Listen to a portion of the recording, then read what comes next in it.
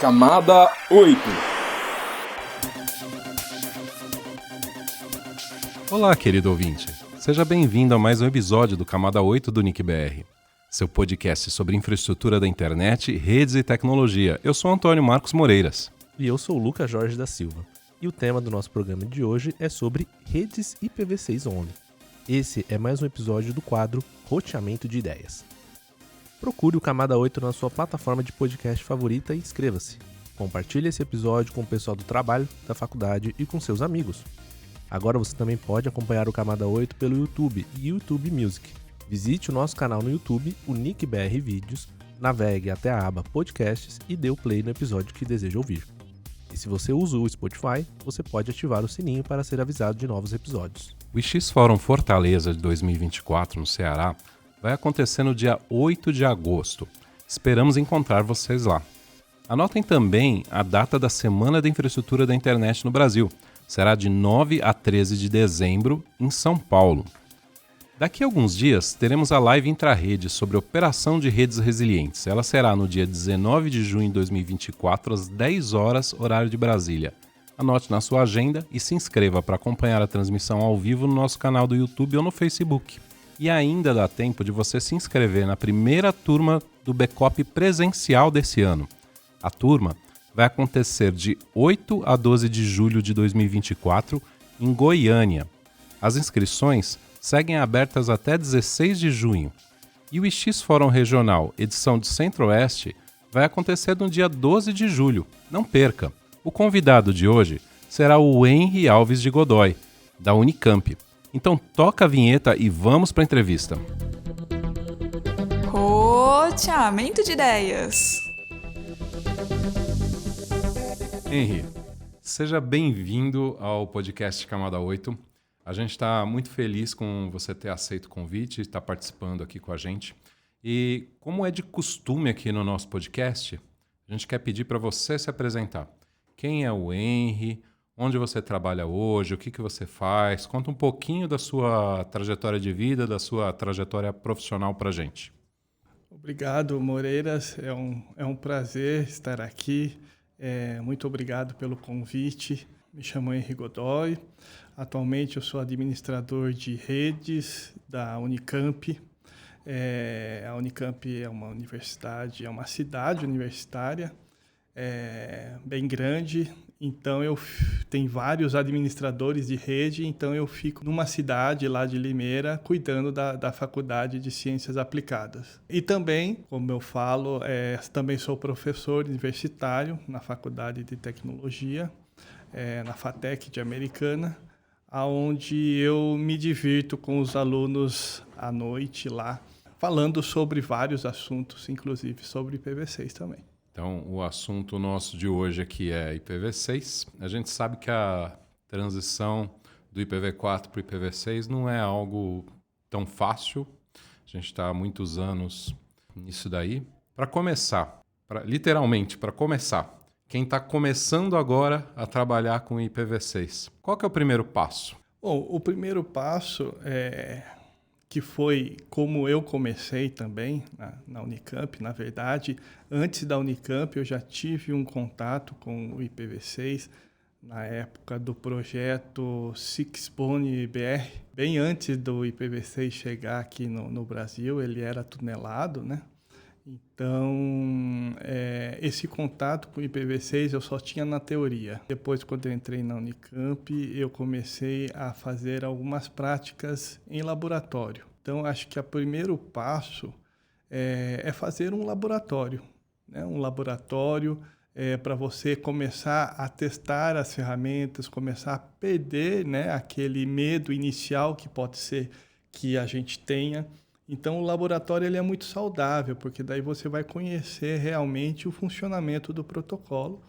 E depois, quando você estiver seguro, por isso que é importante começar o quanto antes, para você ter essa segurança, ter essa confiança, né, no que você está fazendo, e depois começar a fazer a implantação da pilha dupla, que é importante hoje em dia como forma de início do estudo do protocolo e que é o que normalmente é o produto de entrada, vamos dizer assim, que todo mundo entrega, que é a pilha dupla, né? Vamos voltar um pouquinho atrás, hein? Eu te perguntei dos primeiros passos que a pessoa que quer implantar IPv6 tem que começar. Você está falando que é com fazer um laboratório, testar, aprender testando, para depois fazer a pilha dupla. Mas primeiro, quem que tem que implantar IPv6 hoje e por quê? Na universidade onde você trabalha, vocês implantaram?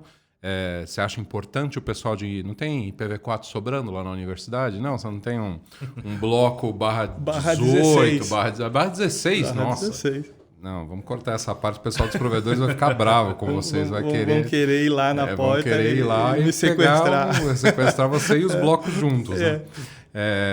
Mas a sério, tipo, a gente ouviu isso de várias universidades. Não, eu tenho o IPv4 aqui, tá? Preciso de IPv6, precisa? E o provedor precisa? Por que a gente precisa de IPv6 hoje? O IPv6 ele se tornou necessário por vários motivos. Né? Um por causa da escassez natural, que é a falta do IPv4, e porque a universidade ela atende, né, uma grande quantidade de dispositivos que está crescendo também na universidade.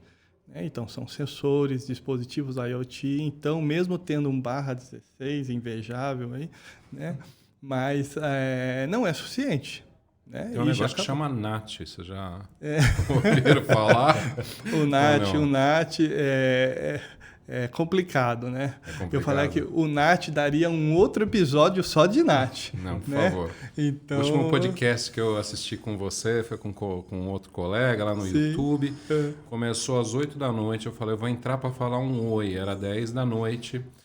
E mais ou menos a 1 da manhã você acabou sua parte, começou a parte dele, né? Eu lembro, foi então, muito bom. Vamos deixar o NAT de lado, volta para o IPv6. Então, sem NAT. Então, o IPv6, ele, além de ser um padrão agora, né, recente, 2017, ele é necessário porque a gente tem que continuar evoluindo. E também ele tem... você vai falar assim para a pessoa, né? Você vai usar o IPv6 só porque ele é um padrão? Mas daí você pode não convencer a pessoa. Daí você vai falando, e se eu conseguir falar para você que com o IPv6 o usuário consegue ter um pouco mais de uma experiência melhor de navegação, te serve, né? Daí ele vai falar, já é um pouco mais interessante, né? E se eu começar a falar que o IPv6 consegue também te dar um pouco maior de privacidade na internet, também já ficou mais interessante. Então a gente vai dosando, né, com o público que pergunta, né, o porquê usar o IPv6, então a gente vai, né, falando aos poucos e tentando atingir, né, um provedor, tentando um provedor de conexão, um provedor de conteúdo, tentar direcionar para o seu ambiente, para o seu cenário, né? Então, falando um pouco mais sério agora, na universidade, mesmo com barra 16, vocês sentem falta de IPs, sentem falta de... Por isso, vocês sentem a necessidade de implantar IPv6, você vê problema no NAT. Você acredita que o IPv6, além de toda essa questão do esgotamento, ele, de fato, hoje pode proporcionar, em comparação com o NAT, uma experiência melhor de navegação para o usuário final? Bem melhor. Isso daí é perceptível. Você consegue olhar para um site, vamos dizer assim, para o usuário leigo, né? Que ele não vai rodar um Wireshark lá no fundo para falar para você, olha, tô navegando bem. Então, ele precisa de velocidade, é o que ele busca, né? Então, ele consegue, da forma que a gente implementou, ele consegue dizer que melhorou, né, a navegação. Na universidade, a gente sempre acostumou com IP público, né? Todas as máquinas têm o IP público. O NAT ele não existia na universidade. Ele só começou a ter algumas iniciativas, justamente por causa da escassez do endereço, quando começou a popularizar muitas redes sem fio. Para você ter uma ideia, a gente tem aí diariamente de 12 mil a 15 mil conexões clientes com Wi-Fi, né, na universidade. Então, é muita gente. Né? No campus lá de Campinas, circulam-se mais que 60 mil pessoas por dia. Não é muita gente, é uma cidade mesmo. Então, como que a gente consegue atender todos esses usuários, docentes, alunos que vêm com tablet, vêm com celular, vêm com notebook? É 3 IPs por aluno. Então, é muita coisa. Acho bem legal você falar isso do NAT, porque às vezes o nosso ouvinte está tão acostumado a trabalhar ali no meio corporativo que parece que o NAT já é algo natural da rede. O cara, quando fez a faculdade dele, fez o curso técnico dele, ele já aprendeu a rede com NAT, ele nunca trabalhou com rede sem NAT, e parece que a internet foi projetada para funcionar assim. Não, tem o NAT ele separa a rede interna da rede externa. Não é assim, né? Por exemplo, as redes das universidades, a maioria não era assim. A internet não foi projetada para funcionar assim. O NAT é uma tremenda de uma gambiarra e traz esses problemas de desempenho. E é bem interessante, a gente está gravando esse podcast aqui durante a Semana de Infraestrutura da Internet, né? Então, para a gente vai ser amanhã, mas para o nosso ouvinte vai ser alguma coisa que já aconteceu há algum tempo, e ele pode ver lá no YouTube a apresentação do pessoal de medições no Fórum IPv6, que mostra que as medições com IPv6 elas têm uma velocidade maior na média em relação às medições de velocidade com IPv4. Dá uma olhada lá no histórico do Fórum IPv6 lá no YouTube, caro ouvinte, que você vai achar isso daí. E eu já vi apresentações de provedores de conteúdo grande, por exemplo, do Facebook, há algum tempo, alguns anos atrás, mostrando esse tipo de diferença, que eles conseguiam medir um desempenho maior no IPv6 do que no IPv4. E não é por conta do protocolo, né? Se a gente for ver, o cabeçalho do IPv6 é maior, ele na teoria, ele devia ser até um pouquinho mais lento do que o IPv4, né? Marginalmente, mas deveria. Mas na prática, quando a gente coloca ele na internet, por conta de não usar mais a gambiarra do NAT e outras tantas, a gente acaba tendo um desempenho melhor. Não é nada assim absurdo, mas sim tem. É perceptível. Talvez seja uma das razões pelas quais grandes caras de conteúdo, como o Google, como empresas aí que fazem streaming e tal, colocaram o IPv6 na rede já há algum tempo. Sim, né? dá para a gente perceber isso, essa velocidade, esse desempenho um pouco maior. Porque, além do protocolo, como você falou, né, porque são equipamentos que são mais modernos. Então, a pessoa utiliza equipamentos mais modernos que suportam IPv6, então faz com que ele seja meio que forçado a fazer uma troca dos equipamentos.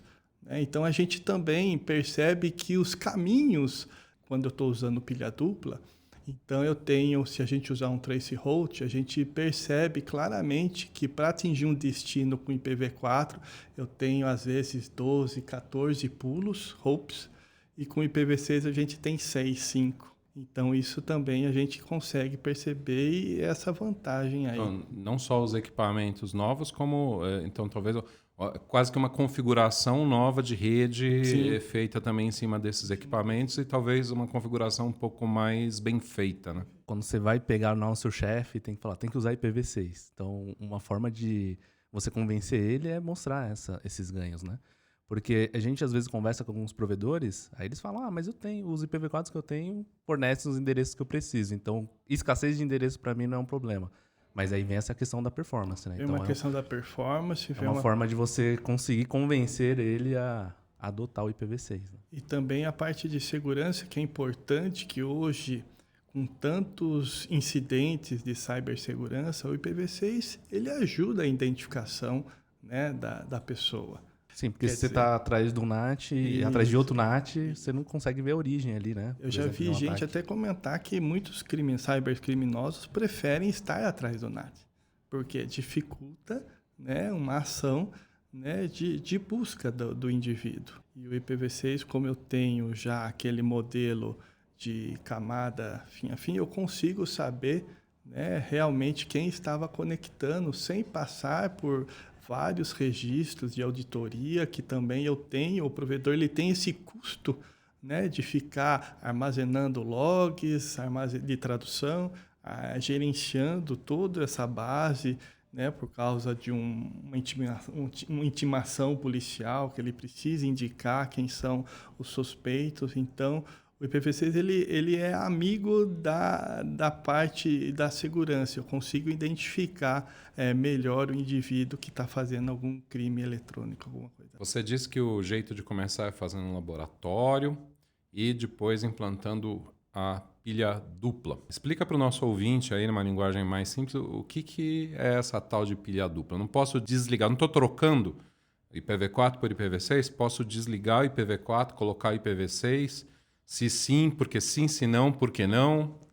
Vamos lá. Então, a pilha dupla, como a gente está numa fase de transição, de abandono do protocolo antigo, que é o IPv4, e a adoção do novo. Eles não são compatíveis. Eu não consigo, através de um endereço somente IPv4, atingir o IPv6, a não ser que tenha um mecanismo de transição. A pilha dupla, eu entrego os dois endereços para o usuário, ou o provedor ele entrega os dois endereços. Então, eu tenho caminhos diferentes que vão ser acessados, os destinos, por esses caminhos. Então, de uma maneira bem simples, né?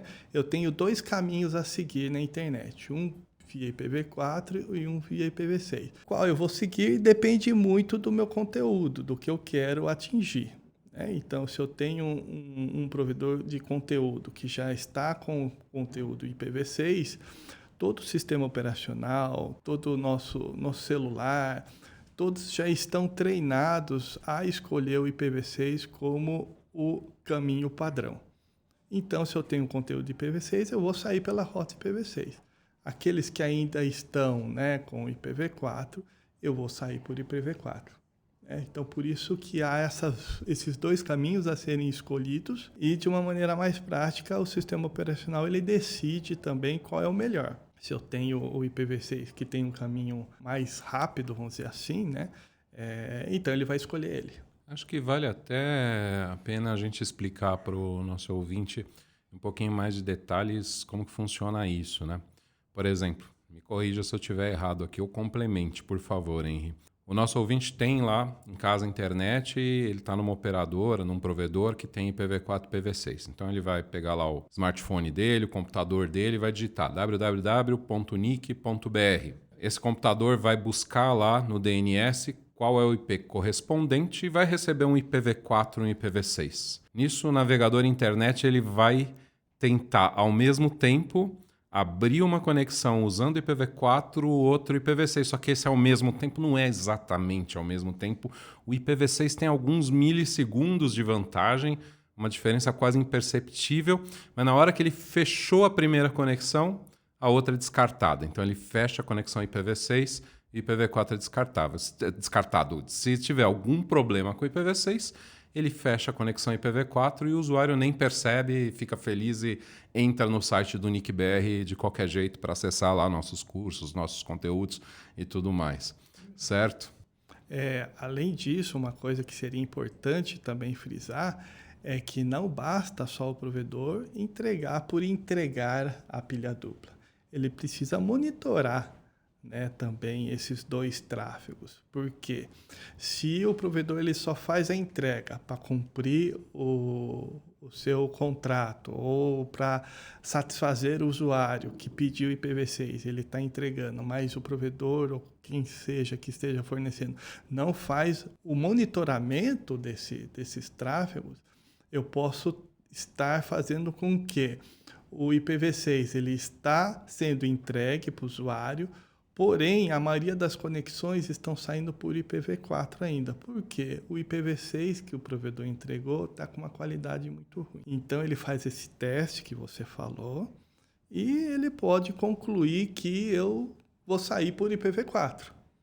Então, toda aquela entrega que o provedor está fazendo, toda aquela vantagem que ele pode estar sentindo, deveria estar sentindo, não está sendo feita.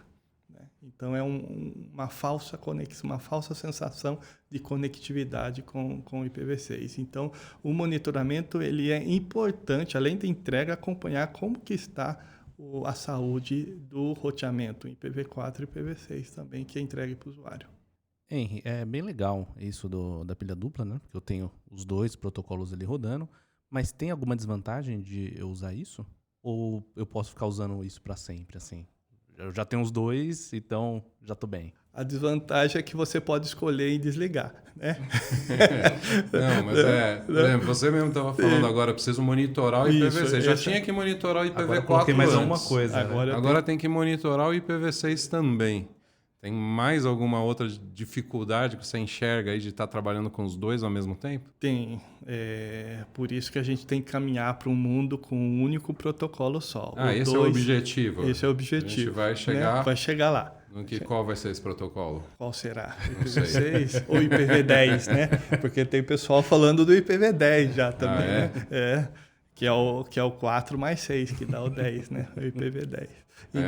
Essa eu nunca tinha ouvido, não, cara. Então, o IPv6, com o convívio dos dois, como eu falei, além de ter que monitorar, você tem que também estar ciente de que os problemas para você realizar um troubleshooting, alguma resolução de problemas, às vezes pode te enganar um pouco no diagnóstico. Já tive alguns exemplos de que o pessoal fala, o site caiu. Daí eu estava, na época da pandemia, né? Estava remoto, eu estava conectado com o IPv6, eu falei, o site está no ar, mas o outro usuário que estava na casa dele, para ele estava fora. Por quê? Um roteamento, por um acaso, o roteamento IPv4 estava indisponível até a chegada naquele site e eu estava acessando normalmente. Então, para mim, ele estava ok, né? Fechei o chamado, né? Encerrado, né? Tá ok, tá funcionando. Mas, realmente, eu estava com uma impressão errada porque eu não analisei, né, o outro tráfego. Então a gente tem dois... duplo problema aí, né? Você tem que ficar analisando dois cenários diferentes. Duas rotas, a gente tem duas configurações de ACLs, de firewalls. Então a gente tem um trabalho dobrado. Ninguém quer isso. Todo mundo quer trabalhar com um único protocolo. Então pronto, vamos desligar o IPv4.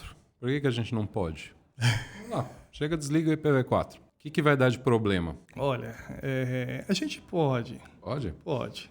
Não, mas só desligar, não vou fazer mais nada. Vou chegar lá, tem IPv6 e IPv4, vou desligar o IPv4. O que vai funcionar hoje e o que vai quebrar? Se para aquelas pessoas que entendem que a internet é Facebook, Instagram, então você desliga o IPv4 e elas continuam na internet. Tá tudo funcionando. Tá tudo funcionando. Mas dá para fazer a declaração do imposto de renda?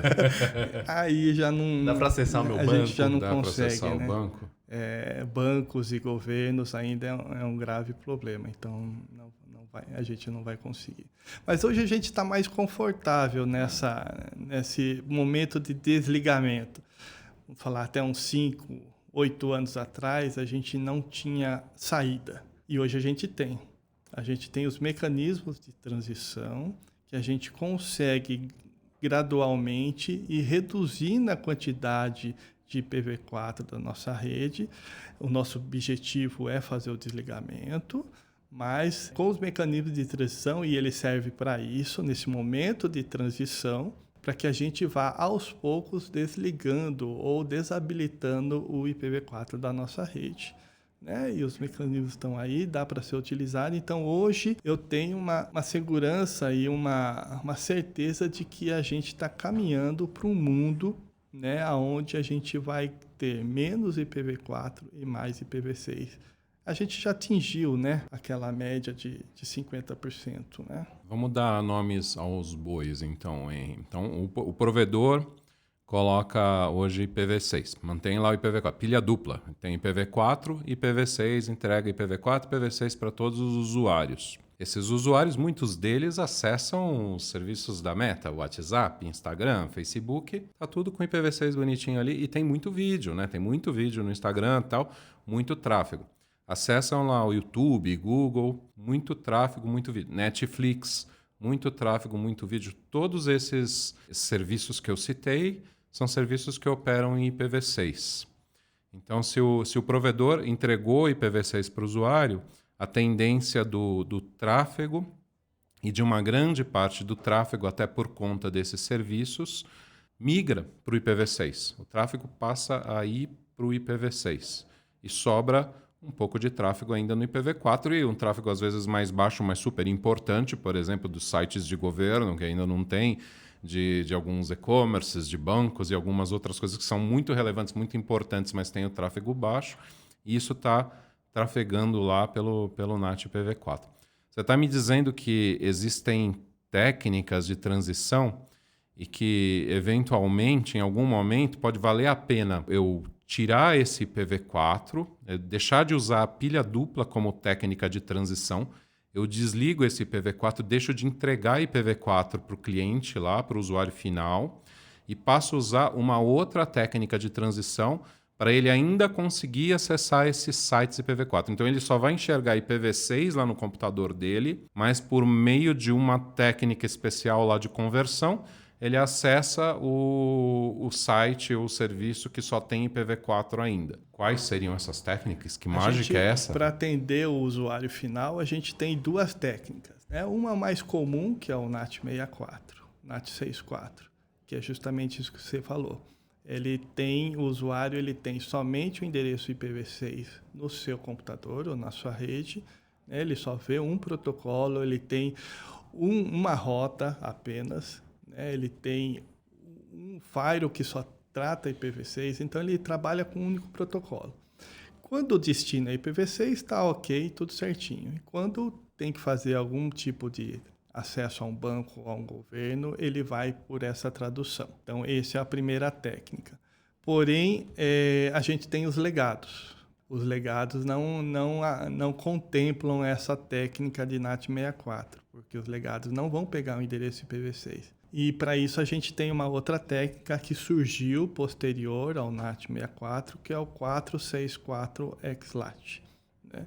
Essa é uma outra técnica onde uma TV ou uma câmera que não tenha o suporte ao IPv6, porque o provedor ele tem que atender também os seus usuários domésticos que têm legado. O legado é isso daí que você citou agora? Uma câmera? Sim, uma câmera, tem vários. Uma câmera, uma TV. Talvez um software no celular do usuário. Na universidade, a gente tem muitos softwares legados. Na área médica, tem equipamentos que ainda rodam com Windows XP, por exemplo. Né? Porque se você atualizar, o equipamento não funciona. Então, tem muitos detalhes que a gente precisa ainda manter compatibilidade em alguns cenários mais específicos. Então, essa ferramenta de tradução ele atende esse cenário, né, onde o pessoal utiliza apenas IPv4 e consegue, né, através de uma infraestrutura em IPv6, que é o que está se mostrando agora, crescendo, com o provedor, para atingir também o destino IPv4. Então, com esse outro mecanismo, eu consigo manter o legado funcionando. Então, esses dois mecanismos são mais para os usuários finais, cada um com o seu cenário bem específico. E tem um terceiro mecanismo, que é mais voltado para o data center, para os serviços, que é o CIT-DC, que daí é ao contrário. Você tem os seus serviços funcionando no seu data center em IPv6 only, né? Mas é a questão de serviço. E você tem aqueles usuários que estão lá ilhados, tristes com IPv4 ainda e não sabe como atingir aquele servidor que só tem IPv6. Então ele faz essa tradução do 4 para atingir o destino, consumir um serviço em IPv6. Então, a gente tem 3, né? 2 para o usuário final e um focado mais para o data center. Você falou dessas técnicas de transição, né? Mas existe algum serviço que vai ter problema para ser acessado com uma dessas técnicas? Tem alguma situação que mesmo com essas técnicas ele não vai funcionar? Eu vou precisar ter um IPv4 mesmo para ele? Essas técnicas não são perfeitas, né? Elas têm algumas deficiências, né? Tipo o NAT64... É muito comum o desenvolvedor, o programador, embutir no seu código o endereço IP, V4. E essa técnica de NAT64 ela vai acabar não funcionando. Do lado do servidor, se você está utilizando um servidor somente IPv6, mas no seu site você usa um CAPTCHA que funciona em IPv4, ele não vai converter. Seu site vai parar naquela tela e não vai passar para frente. Então, tem muitos detalhes de uma transição para outra que a gente tem que ir fazendo um mapeamento do que eu tenho, do que eu não tenho, né? Fazer um ajuste fino ali. Um ajuste fino das aplicações, tratar as aplicações, conversar com os desenvolvedores, que é muito importante. Eu percebo que essa conversa com o desenvolvedor ela é muito importante, porque ele vai ter um banco de dados que às vezes vai registrar o número IP para auditoria. Então você tem que falar para ele que o campo mudou do IP. Ele não vai poder mais armazenar aquele campo de 32, eu tenho 128. E se ele não armazena, dá problema na aplicação. Eu já vi muitos sistemas internos, né, onde ele tinha que armazenar, né, o IP, estava usando pilha dupla, ele pegou, né, o IPv6 e não conseguiu. E dá aquela mensagem de erro, daí, né, a aplicação. Então, Lucas, a gente tem que fazer um trabalho, um pente fino, como você falou, para adequar as aplicações, mesmo que você não vá utilizar o IPv6 only agora, ou o IPv6, uma interface somente com o IPv6, mas fazer um mapeamento das suas aplicações para ver o que funciona, o que não funciona com o IPv6. Porque essas aplicações, uma vez a empresa pode não existir mais, você pode pedir para uma empresa uma atualização e às vezes ela pode te cobrar ou não por causa disso. Então, quanto antes a gente fazer a nossa lição de casa, né, para poder adequar e entender as aplicações, as ferramentas de transição, aí os mecanismos, vão funcionar melhor. Então, mas tem sim os problemas que a gente tem que se atentar para isso. Eu estava aqui esse tempo todo pensando se eu gostaria de saber ou não quais equipamentos médicos ainda funcionam com Windows XP, dando graças a Deus que não foi o Windows 98 que você citou. Mas eu cheguei à conclusão que eu não quero saber, não. Não quero. Com 98 também? Não quero saber. Mas para não desanimar muito o nosso ouvinte, porque vocês estão falando aí de problemas e tal, mas você falou o NAT64. O NAT64, a gente faz aquela conversão no protocolo, e se o software em si, o equipamento precisa de um IP V4, ele não vai ter aquele IPv4, ele pode não entender o IPv6 e não funciona. Tá. Então isso é parte de um problema. E daí veio o 464XLAT, que inventa um algoritmo para fazer uma conversão ao contrário do IPv4 para IPv6 e dá um IPv4 meio fake lá para esse equipamento, para esse software, e daí vai funcionar. E daí, mas é legal, acho que, chamar a atenção do nosso ouvinte que muitas operadoras, aqui no Brasil não, mas nos Estados Unidos tem muitas, acho que na Europa também, tem muitas operadoras que usam por padrão o 464XLAT nos celulares, né? Porque existia um problema na licença do 3GPP, alguma coisa, quando se começou a implantação de IPv6, e eles iam ter que, se fosse usar pilha dupla, ia ter que dobrar o número de licenças e tal. E daí se começou a usar essa técnica, entregar IPv6 only com 464XLAT. E daí quando chegou aqui no Brasil, esse problema das licenças já estava resolvido, o pessoal aqui adotou o pilha dupla.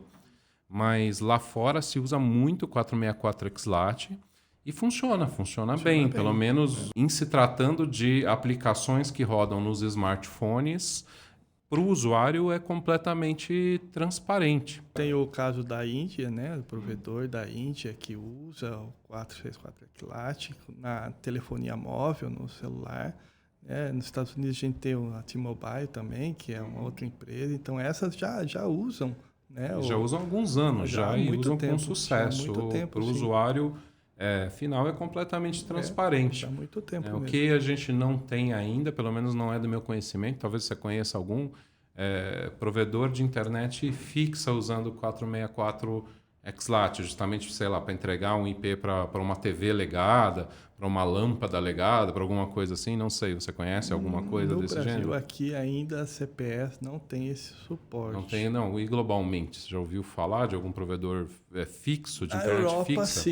Na Europa, sim. A parte de provedores de rede fixa que utilizando alguma CPS que fazem o 464XLAT. Porém, conforme a gente vai também atualizando os equipamentos em casa, esse tipo de tradução a gente tende naturalmente a reduzir.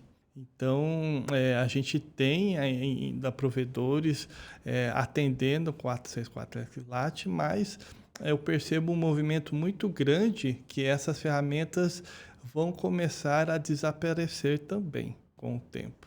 Vamos voltar um pouquinho atrás, né, Henry, para o nosso ouvinte aqui que tem um provedor ou que é técnico de um provedor e que está começando com IPv6 agora, para não confundir a cabeça de ninguém. A princípio, a gente está recomendando para o cara que quando ele comece, para ele começar com pilha dupla.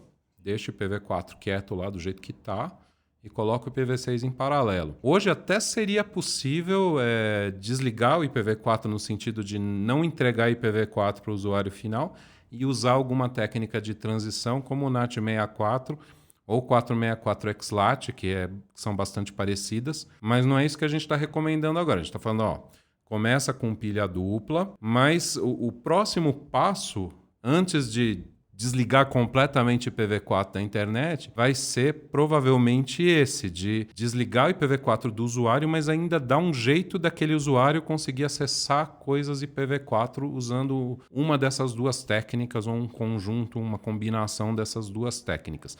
Então a gente está falando isso para o nosso ouvinte aí saber o que vem lá pela frente, mas até daria para fazer isso já hoje, porque tem gente que faz. Já faz isso. E a gente percebe que porque o 464 XLAT precisa de um daemon, um CLETD rodando na CPE, porém a gente percebe, pelo que eu tenho visto, um movimento natural desse daemon, desse processinho, né, que faz aquela tradução do endereço IPv4 fake, entre aspas, está se movendo para o dispositivo final do usuário. Então, está se movendo, poderia se mover para uma TV, para uma câmera, para um celular, que já é feito hoje. O macOS faz, o Windows ainda não faz. Então, isso facilita o provedor a não colocar, né, ou não ter que colocar na CPE esse daemonzinho. Ou ter que comprar novo, né? Ou ter que fazer a troca do equipamento.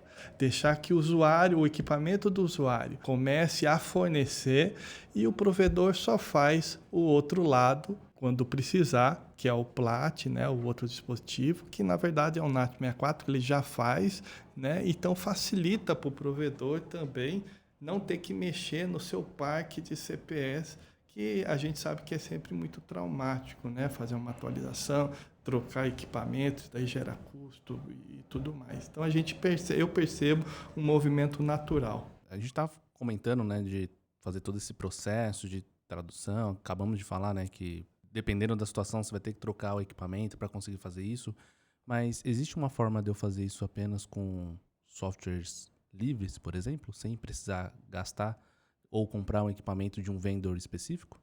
A gente consegue fazer com software livre muito bem. Lembrado, a gente tem aí algumas iniciativas utilizando a ferramenta Joule, que é bem conhecida aqui na América Latina. Vocês fizeram um tutorial muito bem feito. O ouvinte pode acessar aí no YouTube o tutorial que vocês fizeram. Ele é um passo a passo onde a ferramenta livre consegue atender os 3 mecanismos de transição que a gente abordou aqui. Então a gente consegue rodar através de ferramentas livres. E equipamentos, né, de muitos vendors aí que fazem já essa tradução e que às vezes está embutido já no equipamento que o provedor compra, então é possível também. Eu gosto muito de utilizar aí as ferramentas livres, né? A universidade ela tem um foco assim mais de utilizar coisas que são código aberto, né? Então é possível sim, a gente consegue montar laboratórios, fazer testes, implementar também na prática. Inclusive esses provedores da Índia, da Europa, utilizam muito software livre por baixo. Então eles estão usando isso para atender os seus clientes também. Você falou de 3 técnicas. Você falou do NAT64 com DNS64. Você falou do 464 XLAT. E a gente deu exemplos de uso disso daí no provedor. São técnicas que o provedor de acesso pode usar para dar o acesso ao usuário final e para fazer a conversão, a possibilidade do usuário final que só tem IPv6 acessar o mundo legado ainda, os sites e os serviços que são só IPv4. Mas a gente não entrou em detalhes sobre o CIT-IDC, que foi a outra técnica que você citou. Então, para que ela serve? Como que eu posso fazer serviço? Posso colocar serviços em um data center onde o servidor, o web server, o Apache, o NGIX, o servidor de e-mail tem só IPv6 e ainda assim um usuário IPv4 lá da internet, um usuário legado, consegue acessar aquele serviço. Qual que é essa mágica? Como isso funciona? Isso funciona da seguinte forma, é realmente isso que você falou. Eu tenho a possibilidade de colocar o IPv6 nos serviços e daí o usuário IPv4 que está lá e que deseja acessar esses serviços, eu crio um componente que é chamado de Border Relay, é onde abriga o CIT-DC, e quando o usuário que está ainda em IPv4, ele vai acessar um conteúdo IPv6 passando por esse componente, que nós chamamos de BR ou Border Relay. Ele faz essa tradução, é uma tradução rápida, não tem nenhum tipo de atraso, ele não vai sentir essa tradução e ele vai acessar um conteúdo IPv6 como se ele estivesse navegando numa rede IPv4. Então, um usuário comum, ele acaba nem sentindo que um data center, que um serviço, a não ser que ele seja mais curioso e vá atrás, mas para ele é transparente esse acesso. Então, o CIT-DC ele fornece essa tradução que eu posso colocar em qualquer data center, posso rodar, dando exemplo do Joule, por exemplo, que é um software livre, posso rodar até no Raspberry, consumo mínimo de CPU e memória. Então, o CIT-DC ele é específico para esse cenário, para atender esse usuário que está lá ilhado lá com IPv4 ainda. Mas ela é rápida assim, por quê? Stateless? Ele é stateless, stateless e roda no kernel, no kernel do Linux. Certo. Então, ela é muito rápida. E você citou o tutorial que a gente fez um tempo atrás lá no LACNIC. Nesse tutorial, a gente falava de uma possibilidade a mais, principalmente para uso em data center, que era um proxy, um proxy de aplicação. Por exemplo, no caso de servidores web, o servidor web lá no data center, na rede do data center, ele está IPv6 only, mas lá na borda do data center a gente tem, um NGIX com IPv4 e IPv6 públicos expostos para a internet. E esse proxy faz a conversão a nível de aplicação e o usuário do outro lado enxerga o IPv4. Isso mesmo. A gente tem um caso desse também na universidade. A gente tem um sistema gerenciador de acesso remoto, que durante a pandemia a gente teve que implantar e que justamente faz isso que você falou. Ele é um proxy e que roda nas duas pilhas, mas internamente ele acaba servindo somente IPv6. Então, isso é uma possibilidade também de uso que funciona bem interessante também. E esse teria a vantagem de você ter um IPv4 lá no proxy só, atendendo uma gama de servidores IPv6 diferentes no lado interno da rede, Economizaria IP, não precisaria ser um para um ali, no caso, como o CIT, Sim. Você faria uma economia maior ainda, porque o CIT você precisa ainda ter um IPv4 um para um. Então, nesse caso, você estaria economizando ainda mais o IPv4, que hoje é importante. Essas técnicas que você comentou agora, o Moreiras trouxe do proxy, você falou do CIT-DC. As empresas, elas usam essas técnicas? Ou é algo assim que é só teórico? Porque às vezes os ouvintes, eles perguntam, alguém usa isso daí? Essas técnicas são utilizadas, a gente tem data centers, os maiores aí, Google, Facebook, que já estão tudo em IPv6. Então, essas técnicas são utilizadas, porque se eu estou em casa somente com IPv4, eu consigo acessar eles. Outras técnicas, como o NAT64, elas são utilizadas em alguns provedores de nuvem também. Tem essas técnicas. A gente só não consegue encontrar um provedor de nuvem que utilize o CIT-DC. Eles estão no NAT64, de forma que é possível hoje criar uma instância somente IPv6 na nuvem e utilizar o 64, mas sinto falta de provedores de nuvem que não fornecem o inverso. Então, você vai precisar instalar uma outra instância com CityDT para atender, e poderia ser mais integrado. Eu acho que eles estão adaptando e essa é uma tendência que pode ser que surja depois. Conta para a gente como que está essa questão em relação aos sistemas operacionais, aí, na medida do que você conhece. Por exemplo, hoje é tranquilo eu instalar um Linux só IPv6? É tranquilo eu instalar um Windows e configurar só IPv6 nele, não configurar IPv4? As coisas funcionam? Eu consigo colocar esse Windows Server lá nesse data center teórico aqui por enquanto, só IPv6, ou não tão teórico do jeito que você falou, porque tem gente usando. A gente sabe que esses grandes fornecedores de conteúdo, aí, de serviços usam. A gente já viu várias apresentações deles mostrando como toda a infraestrutura interna já foi migrada para IPv6 e IPv4 está só na borda, né? Mas dá para fazer isso com sistemas operacionais aqui do dia a dia, Linux, Windows? Dá para fazer, Dá? sim. Windows Tranquilo? Totalmente compatível, Linux também. Você consegue rodar um Active Directory para atender sua empresa somente, universidade somente IPv6, DNS, os serviços básicos, né? Você consegue toda a parte de... Por quê? Porque se você tem seus clientes com pilha dupla, eles já estão com IPv6, então eles têm o acesso em afim IPv6, só IPv6 internamente, né? Então, o Windows eu consigo hoje desabilitar o IPv4, não consigo remover da pilha de protocolo, mas eu desabilito.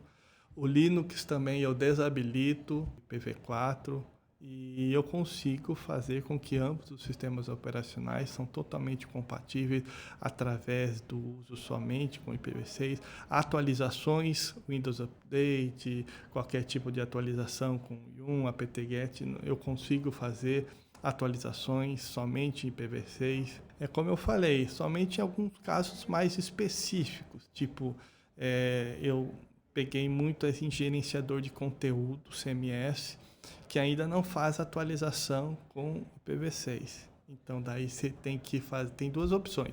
Ou você faz o download do plugin, né, manual, e faz a instalação, atualização, ou você habilita temporariamente o NAT64 para fazer a atualização e depois desliga. Você vai chaveando. Então, esses sistemas, a maioria que a gente usa, Linux, é possível totalmente trabalhar em IPv6. Não vejo problemas e não tivemos problemas com isso. O Mac também? O Mac também, o Mac interessante que ele também está se aperfeiçoando. O Mac já tem o Daemon Clat D, justamente para atender o mecanismo 464. Então, cada vez mais, os sistemas operacionais estão se aperfeiçoando também para atender as técnicas de transição. Então, o Mac eu consigo também fazer a utilização, né, desses aplicativos. O Mac um iPhone, algum macOS, é fácil, né, porque a loja de aplicativos só permite fazer o envio dos aplicativos se você tiver o IPv6. Então, eles já cercam, né, esse ambiente, né, esse uso do IPv6 justamente para isso.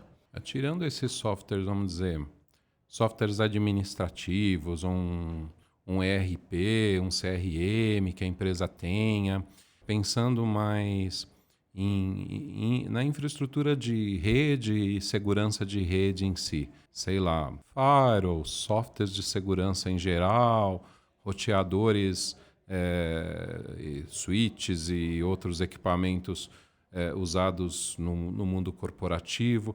Esses equipamentos de rede, softwares mais próprios do mundo de redes, você enxerga como estando ok já para o IPv6 no uso no mercado corporativo? Não muito. Vejo um pouco de deficiência em algumas áreas, como, por exemplo, se a gente pegar um software que trate um firewall ou um software que faça uma análise de flow, de fluxos, né, ou algum software que tenha que fazer algum tipo de auditoria e log, a maioria de segurança, esses estão um pouco deficientes com relação ao uso do IPv6. Algum software de gestão, como por exemplo, vamos ver, algum software de RP, depende muito, né, da empresa se ela fez o papel de casa também, né, a lição de casa.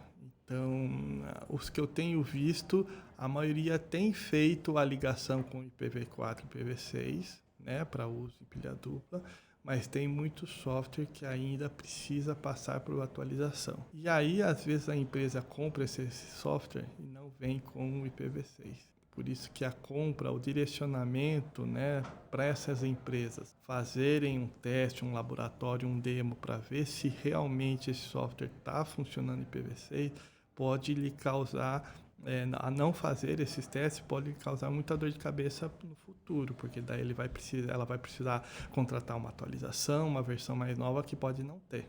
Tá. Não é o tipo de resposta que eu queria ouvir e colocar no podcast, mas a gente não pode tampar o sol com a peneira também, né? Então, um administrador de rede de uma rede corporativa hoje, ele provavelmente vai ter alguns desafios e alguns problemas se ele decidir implantar IPv6 de cara. Mas é importante que ele coloque isso de forma muito clara nos requisitos de compra de softwares e equipamentos novos, a questão de paridade de funcionalidade com IPv4 e que ele, de fato, faça testes de laboratório para garantir que isso está sendo cumprido, porque a internet vai para IPv6. Ou você acha que tem alguma chance da internet não ir para IPv6? Você acha que existe essa possibilidade? Não existe, né? Não? Não, eu acho que não. O que você acha, Lucas? Existe? Eu espero que não. Mas estou torcendo para a que gente não. tem que mostrar aqui a realidade. O que a gente tem vivido e passado é justamente para que a gente, não é para passar um sentimento de medo ou uma recusa. É justamente para a gente mostrar a realidade, que essa preocupação ela é real, né? Ela deve ser tratada para que a gente possa evoluir.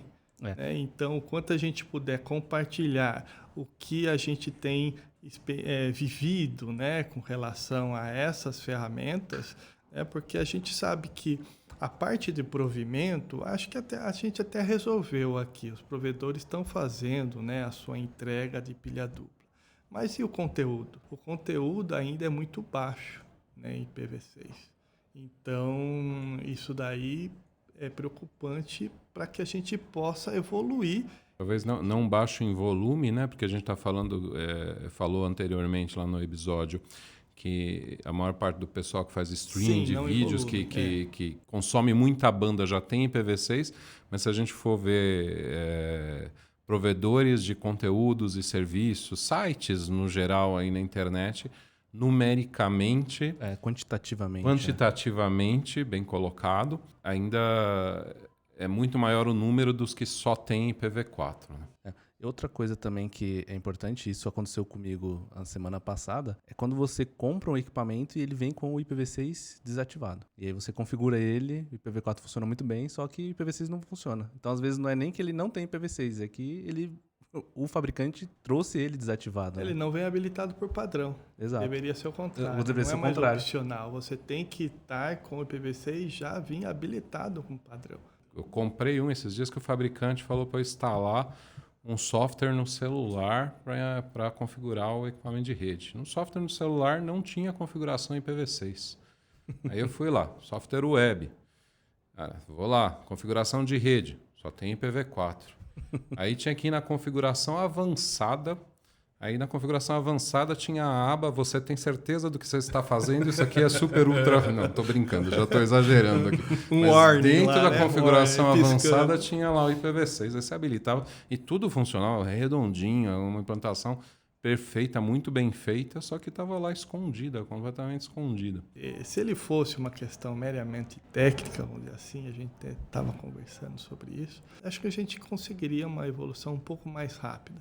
A gente envolve pessoas nesse período de transição. A gente envolve hábitos profissionais, né? São coisas que estão enraizadas Coisas que estão enraizadas na pessoa ali. Mas questões econômicas, administrativas, orçamentos, tem muita coisa Então, não envolvida. é uma aí. coisa... Já estaria pronto, Estaria pronto, já estaria totalmente migrado. mas vai acontecer. Então tá bom. Esperemos. Você tem algum recado final aqui para o nosso ouvinte? Porque a gente já mais do que estourou o tempo aqui. não são 3 da manhã. Talvez sejam para o nosso ouvinte 3 da manhã. Não sei, ou é assíncrono esse episódio. Mas vamos lá. O que você pode falar para o nosso ouvinte aí para a gente encerrar o episódio? Olha, eu sou bem suspeito para falar, né, uso IPv6, mas o assunto, né, requer uma atenção de todos, porque a internet ela surgiu com a colaboração de todos. Então, se eu estou fazendo a minha parte e o outro não está fazendo, né, toda a internet inteira ela sofre com alguém que ainda está atrasando a implementação. Então, quanto mais a gente se unir em fazer as implementações, o dever de casa, a internet vai ficar melhor, cada vez melhor, mais segura, mais rápida, né? Então, eu conto com a ajuda de todos aí para que a gente consiga, né, avançar cada vez mais. Aqueles que ainda não acreditam no IPv6, pode vir falar comigo, eu vou tratar bem, vou aconselhá-lo, vou mostrar, né? Muita gente tem essa recusa inicial justamente porque não conhece.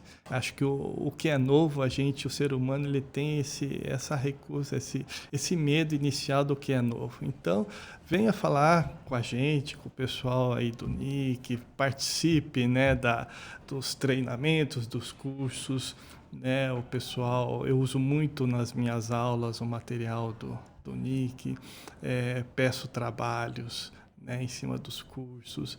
O pessoal pensa que até eu trabalho no NIC, de tanto que eu falo, né? Mas estou sempre participando, incentivando o pessoal, porque o trabalho que vocês fazem é excelente, conteúdo de extrema qualidade, né? E só não aprende quem não quer. Moreiras, Lucas, eu agradeço bastante o convite, fico muito feliz em estar aqui e eu vou conseguir me ouvir no carro também agora, porque eu vou assistir o meu episódio no carro agora também. Obrigado, pessoal. Muito obrigado, A gente Henry, é que agradece. presença. Muito obrigado, Henry. E é isso daí, né? Não é busquem conhecimento, mas busquem IPv6. Busca. Isso mesmo. Boa. Obrigado. Obrigado, pessoal.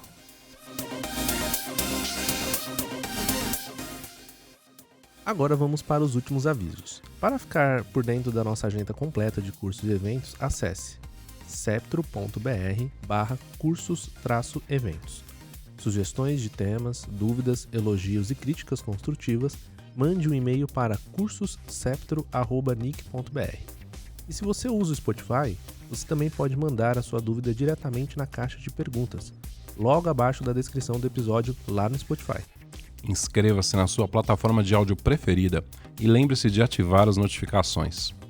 Quero convidar a todos para que se inscrevam em nossas redes sociais para não perder nenhum conteúdo importante. Vocês nos encontram no Twitter como @comuniquebr. No Facebook, LinkedIn, Instagram e Telegram, nós somos @nicbr. E no YouTube é só procurar por NICBR Vídeos. Esperamos que você tenha gostado do episódio e qualquer problema é culpa da camada 8. Até mais, pessoal!